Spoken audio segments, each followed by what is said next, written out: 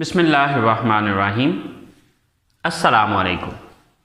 So guys, welcome to my YouTube channel Knowledge for Students. So guys, आज हम English की दूसरी class के साथ हाजिर हैं. पिछली क्लास के अंदर हमने कुछ अल्फाज पढ़े थे. आज हम उन अल्फाज को जुमलों की सूरत में इस्तेमाल करना सीखेंगे. देखिए, जब भी हम बात करते हैं तो हम वो बात जुमलों की सूरत में कर रहे होते हैं. बेसिकली जुमला या सेंटेंस क्या होता है? सेंटेंस असल में मुख्तलिफ अल्फाज को हम जो एक सही तरतीब में लिखते हैं या बोलते हैं उसको जुमला कहा जाता है. सो गाइस, आज हम सीखेंगे कि इन अल्फाज को जुमलों की सूरत में कैसे लिखा जाता है. तो चलें गाइस, स्टार्ट करते हैं. How to make a sentence, कि एक सेंटेंस हम किस तरह से बनाते हैं. So for making a sentence what we need, हमें सेंटेंस बनाने के लिए क्या चाहिए, किस चीज की हमें जरूरत होती है. So let's see. So guys, first of all we need a subject. सबसे पहले हमें एक जुमला बनाने के लिए क्या चाहिए? सब्जेक्ट चाहिए. The second thing verb. दूसरी चीज जो हमें चाहिए इसमें वो चाहिए verb. And the third thing would be object. जो तीसरी चीज हमें इसमें चाहिए वो है हमारा ऑब्जेक्ट. अब बात यह है कि हमें ये चीज समझने की जरूरत है कि ये सब्जेक्ट क्या है, वर्ब क्या है एंड ऑब्जेक्ट क्या है. ओके, बेसिकली ये हमारे जुमले की तरतीब है कि जो हमने अल्फाज को अरेंज करना है, जो अल्फाज को हमें एक तरतीब में लिखना है वो हम इस तरतीब में लिखेंगे. सबसे पहले हम सब्जेक्ट लिखेंगे, उसके बाद वर्ब लिखेंगे और उसके बाद ऑब्जेक्ट लिखेंगे. बट सबसे पहले ये समझ लेते हैं कि ये सब्जेक्ट क्या है, वर्ब क्या है एंड ऑब्जेक्ट क्या है. So let's talk about that.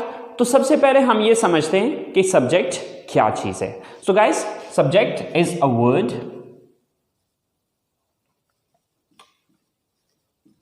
or a phrase which shows who or what does the action in a sentence. A word, एक लफ्ज और अ फ्रेज या फिर एक फ्रेज विच शोज, जो कि जाहिर करता है हु, कौन, और व्हाट या फिर क्या, डज द एक्शन, काम करता है इन अ सेंटेंस, जुमले में. यानी कि एक ऐसा लफ्ज या फिर एक ऐसा फ्रेज जो कि ये जाहिर करता है कि जुमले में काम कौन कर रहा है या क्या चीज है जो जुमले में काम कर रही है. तो शॉर्टकट में अगर अपने अल्फाज में कहना चाहूं तो मैं ये चीज कहूंगा कि जुमले में सब्जेक्ट कहा जाता है उसको जो काम करने वाला होता है. तो शॉर्टकट ये कि काम करने वाले को सब्जेक्ट कहा जाता है. फॉर एग्जाम्पल, मैं कॉलेज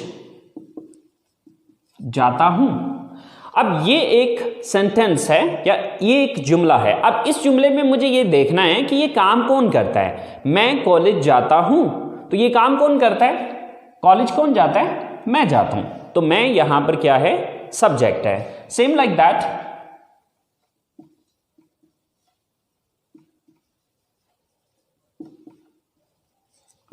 हम क्रिकेट खेलते हैं. अब हम क्रिकेट खेलते हैं, इस जुमले के अंदर ये काम कौन करता है? क्रिकेट कौन खेलता है? हम खेलते हैं. सो हम यहां पर सब्जेक्ट है.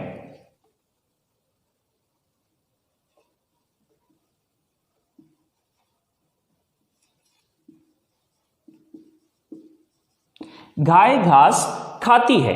अब ये काम कौन करता है? यहां पर इस जुमले को अगर हम देखें तो ये काम गाय करती है. घास कौन खाती है? गाय खाती है. सो गाय यहां पर सब्जेक्ट है. तो सिंपल ये कि जुमले के अंदर काम करने वाले को सब्जेक्ट कहा जाता है. सो गाइस, चले हम चलते हैं अपने सेकंड पॉइंट की तरफ. सो हमारा सेकंड पॉइंट है verb. So what is a verb? Verb होता क्या है? तो चले देखते हैं. A word which shows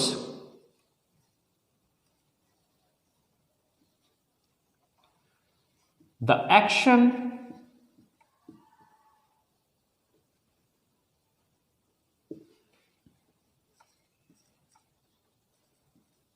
occurrence or a state.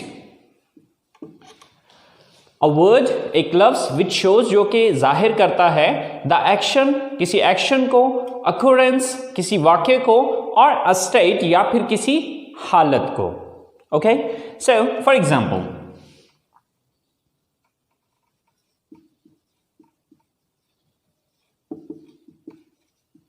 मैं कॉलेज जाता हूं. सो यहां पर काम करने वाला कौन है? मैं हूं. तो मैं हो गया सब्जेक्ट. लेकिन अब देखना यह है कि मैं करता क्या हूं. सो जाता हूं, ये यहां पर हमारा वर्ब है. सेम लाइक दैट,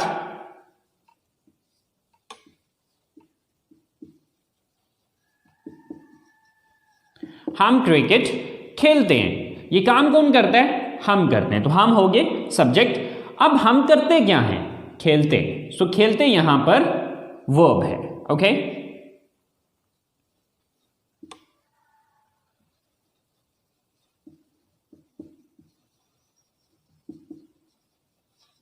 आप इंग्लिश सीखते हैं. ये काम कौन करता है?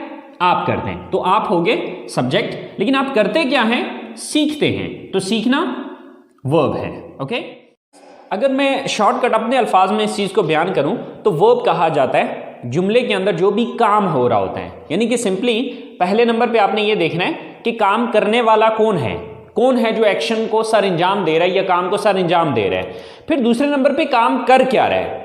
ठीक है, तो वर्ब हो गया कोई भी काम. तो सेकंड नंबर पे जो आपने चीज लिखनी होती है वो है वर्ब. सो हमारी तीसरी चीज है ऑब्जेक्ट. सो ऑब्जेक्ट क्या है? A word or a phrase which is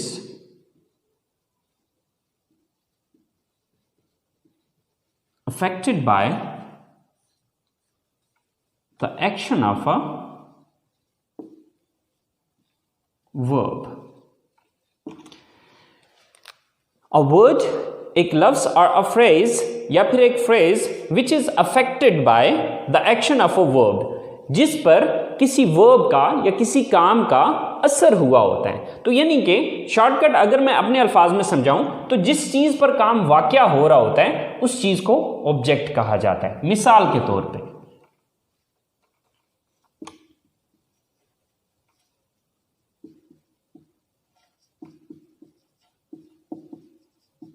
मैं इंग्लिश पढ़ाता हूं. अब ये एक जुमला है. अब मैं यहां पर सब्जेक्ट है क्योंकि मैं ये काम करता हूं. मैं काम क्या करता हूं? पढ़ाता हूं. तो ये काम हो गया. लेकिन पढ़ाता क्या चीज हूं? ये पढ़ाने का अमल किस चीज पे हो रहा है? इंग्लिश पे. तो इंग्लिश यहां पर ऑब्जेक्ट है. Okay, so same like that,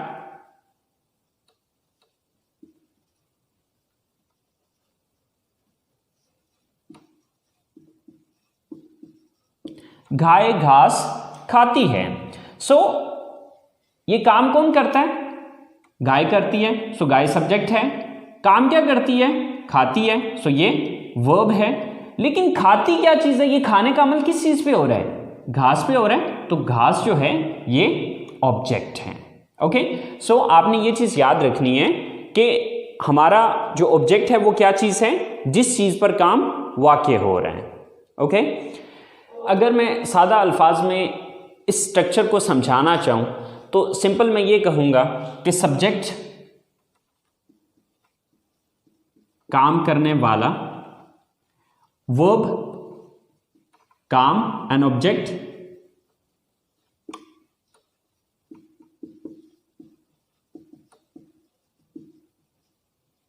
जिस चीज पर काम हो रहा हो.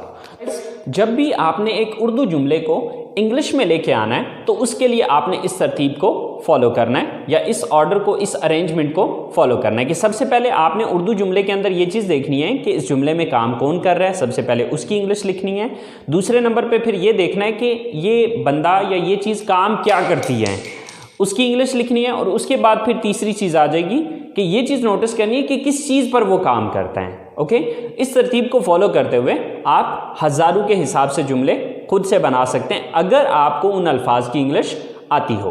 तो चलें गाइस, कुछ एग्जाम्पल्स देखते हैं, कुछ उर्दू स्टेटमेंट्स बनाते हैं और उनको इंग्लिश में ट्रांसलेट करके देखते हैं। तो सो गाइस शुरू करते हैं। ये हमने कुछ 4-5 स्टेटमेंट्स लिखी हैं। अब इन स्टेटमेंट्स को हम इंग्लिश में ट्रांसलेट करके देखते हैं। सो गाइस हमने फॉलो करना है इस स्ट्रक्चर को। ओके, तो अब देखिए कि सबसे पहले हमें क्या लिखना है। अब इस जुमले को हम इंग्लिश में ट्रांसलेट करना चाह रहे हैं, तो सबसे पहले हम ये चीज़ देखेंगे कि इसमें सब्जेक्ट कौन है। सब्जेक्ट किसको कहते हैं? काम करने वाले को। मैं किताब पढ़ता हूँ, तो अब इसमें सबसे पहले मैं ये नोटिस करूँगा कि ये काम कौन करता है इस जुमले में। तो ये किताब कौन पढ़ता है? तो किताब कौन पढ़ता है? मैं पढ़ता हूँ। तो मैं की इंग्लिश सबसे पहले लिखी जाएगी। तो मैं की इंग्लिश क्या है? आई। ओके, इसके बाद सब्जेक्ट मैंने लिख दिया। इसके बाद दूसरी चीज आ जाएगी वर्ब। वर्ब किसको कहा जाता है? काम को कहा जाता है। तो अब देखना यह है कि मैं काम क्या करता हूं। तो मैं पढ़ता हूं। मैं किताब पढ़ता हूं, तो मैं काम कौन सा करता हूं?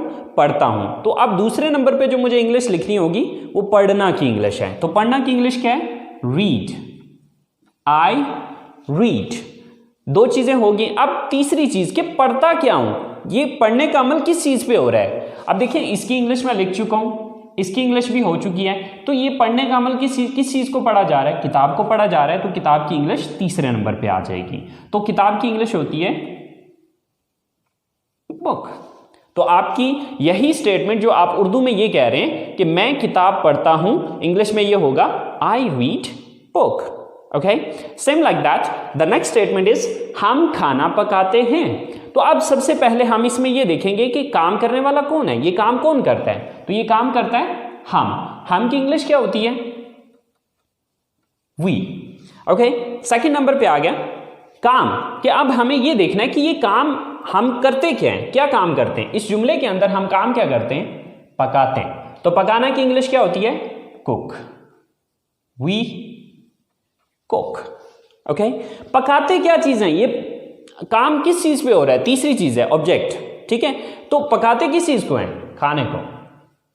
We cook the food.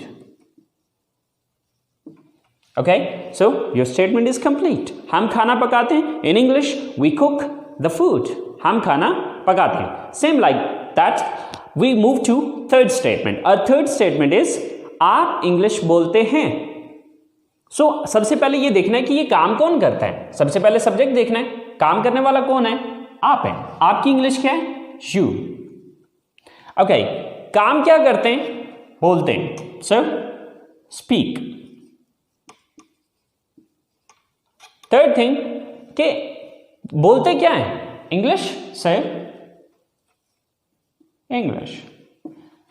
So your complete statement is you speak English. वो कपड़े खरीदती हैं, मतलब वो काम कौन करता है? वो, यानी कि वो ज्यादा है, वो लेडीज हैं, वो लड़कियां हैं। सो वो जमा की इंग्लिश क्या होती है? they। फिर काम क्या करती हैं? वो खरीदती हैं, buy। they buy। खरीदती क्या चीज है? कपड़े। sell clothes। they buy clothes। वो कपड़े खरीदती हैं। Same like that the last statement is Asim और आमिर क्रिकेट खेलते हैं। सो काम कौन करता है? आसिम एंड आमिर। आसिम एंड आमिर, ये दोनों काम करते हैं। सो सबसे पहले हमने सब्जेक्ट लिखा, देन काम क्या करते हैं? खेलते हैं, प्ले। क्या चीज खेलते हैं? Cricket. So, Asim and Aamir play cricket. Asim और आमिर क्रिकेट खेलते हैं। सो गाइस, आपने मेन आपकी ये स्ट्रक्चर है। If you understand this thing, this is really really important. ये बहुत इंपॉर्टेंट चीज है। अगर आप इस चीज को अंडरस्टैंड कर लेते हैं तो हजारों के हिसाब से जुमले आप खुद से बना सकते हैं। It's not difficult, it's very simple, very easy. Okay, if you understand this thing, this is the main point. ये हमारा मेन पॉइंट है। और अगर आप इस चीज को समझ जाते हैं तो आप आसानी से हजारों के हिसाब से जुमले बना सकते हैं। अगर इन अल्फाज की आपको इंग्लिश आती हो। ओके, सो गाइस आज हमने सीखा कि एक सिंपल सेंटेंस बनाने के लिए हमें किन चीज़ों की ज़रूरत होती है। तो हमने समझा कि हमें 3 चीज़ों की ज़रूरत होती है। Number 1 subject, number 2 verb and number 3 object. Subject मैंने बताया कि काम करने वाले को सब्जेक्ट कहा जाता है। ये आपकी सबसे पहली चीज़ है जो आपने उर्दू से इंग्लिश में ट्रांसलेट करते हुए सबसे पहले नंबर पे रखनी है। दूसरे नंबर पे आ जाएगा वर्ब। वर्ब कहा जाता है किसी भी एक्शन या किसी भी स्टेट को, मतलब किसी भी काम को आप सिंपल अपने अल्फाज में काम कह सकते हैं। कि देखना ये है कि जो काम करने वाला है वो काम क्या कर रहा है। और फिर तीसरे नंबर पे ऑब्जेक्ट, यानी कि ये काम किस चीज़ पर हो रहा है। बस ये तरतीब आप अपने जहन में रखें और इस तरतीब को मद्देनज़र रखते हुए आप हज़ारों स्टेटमेंट्स आसानी से खुद से बना सकते हैं। सो गाइस, ये आप लोगों का होमवर्क है। 10 स्टेटमेंट्स हैं जो कि एज अ होमवर्क मैं आप लोगों को दे रहा हूँ। ओके, सबसे पहली स्टेटमेंट है हम किताबें खरीदते हैं। नंबर 2 वो म्यूज़िक सुनते हैं। नंबर 3 आप फिल्में देखते हैं। नंबर 4 मैं बर्गर पसंद करता हूँ। नंबर 5 हम चाय पीते हैं। नंबर 6 आप कंप्यूटर इस्तेमाल करते हैं। नंबर 7 मैं फुटबॉल खेलता हूँ। नंबर 8 आप उर्दू बोलते हैं। नंबर 9 अली और साकिब कॉलेज जाते हैं। और नंबर 10 हम जूस पीते हैं। सो गाइस, ये 10 स्टेटमेंट्स आपने अपने तौर पे कोशिश करनी है, खुद से आपने इन स्टेटमेंट्स को बनाना है और बना के इनको बोलने की कोशिश करनी है। बिकॉज स्टेटमेंट्स लिखना अलग चीज़ होती है, इनको बोलना एक अलग चीज़ है। सो हम बात कर रहे हैं स्पीकिंग की। ओके, सो आप जितना ज़्यादा आप इन अल्फाज को, इन जुमलों को अपनी ज़बान से अदा करेंगे उतना ज़्यादा आपकी रवानी बनती चली जाएगी। सो गाइस, कल ये स्टेटमेंट्स मैं खुद भी बना के आपको बताऊंगा, तो आप देख लीजिएगा कि आपने उन स्टेटमेंट्स को कैसे बनाया था और मैंने इन स्टेटमेंट्स को कैसे बनाया है। अगर कोई थोड़ी बहुत मिस्टेक हो गई है, डजंट मैटर, स्टार्ट है, स्टार्ट में डेफिनेटली थोड़ी बहुत मिस्टेक्स होंगी, बट कोई मसला नहीं है। आपने कोशिश करनी है अपनी तरफ से इस काम को करने की, and with the passage of time इंशाल्लाह आप अपने अंदर चेंजेस देखेंगे कि आप इस चीज़ को इम्प्रूव कर रहे हैं। सो गाइस, उम्मीद करता हूँ आपके आज के लेसन को आप लोगों ने एंजॉय किया होगा, एंड इंशाल्लाह ज़िंदगी रही तो मुलाकात होगी आपसे अगले लेसन के साथ। Wish you all the best. So अल्लाह हाफिज़।